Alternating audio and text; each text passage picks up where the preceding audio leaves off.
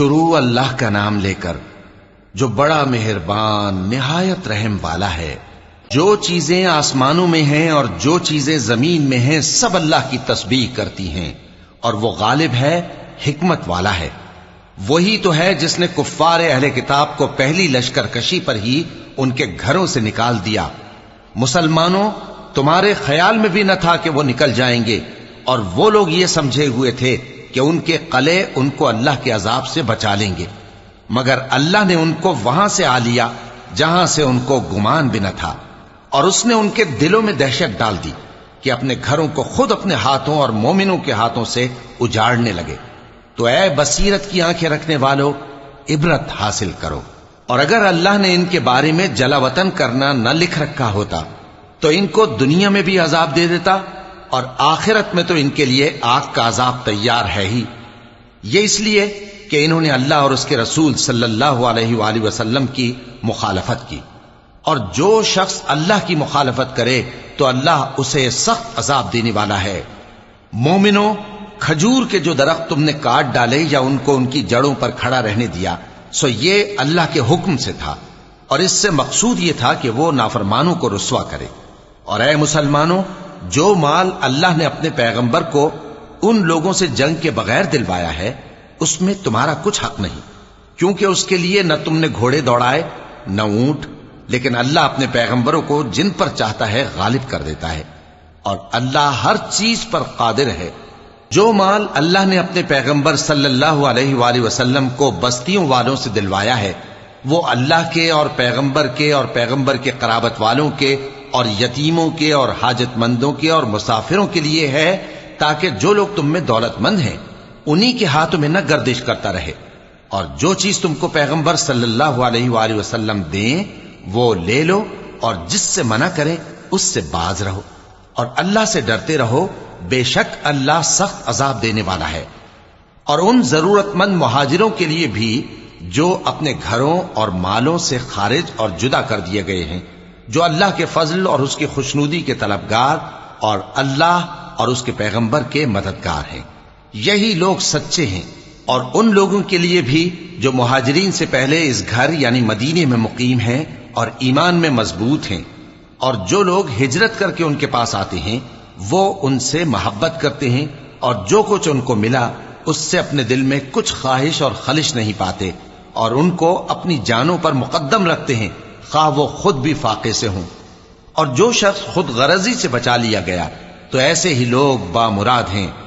اور ان کے لیے بھی جو ان مہاجرین کے بعد آئے اور دعا کرتے ہیں کہ اے پروردگار ہمارے اور ہمارے بھائیوں کے جو ہم سے پہلے ایمان لائے ہیں گناہ معاف فرما، اور مومنوں کی طرف سے ہمارے دل میں کینہ و حسد نہ پیدا ہونے دے، اے ہمارے پروردگار تو بڑا شفقت کرنے والا ہے، مہربان ہے۔ کیا تم نے ان منافقوں کو نہیں دیکھا جو اپنے کافر بھائیوں سے جو اہل کتاب ہیں کہا کرتے ہیں کہ اگر تم جلا وطن کیے گئے تو ہم بھی تمہارے ساتھ نکل چلیں گے اور تمہارے بارے میں کبھی کسی کا کہا نہ مانیں گے، اور اگر تم سے جنگ ہوئی تو تمہاری ہی مدد کریں گے، مگر اللہ ظاہر کیے دیتا ہے کہ یہ جھوٹے ہیں۔ اگر وہ نکالے گئے تو یہ ان کے ساتھ نہیں نکلیں گے، اور اگر ان سے جنگ ہوئی تو یہ ان کی مدد نہیں کریں گے، اور اگر مدد کریں گے بھی تو پیٹ پھیر کر بھاگ جائیں گے، پھر ان کو کہیں سے بھی مدد نہ ملے گی۔ مسلمانوں، تمہاری ہیبت ان لوگوں کے دلوں میں اللہ سے بھی بڑھ کر ہے، یہ اس لیے کہ یہ سمجھ نہیں رکھتے۔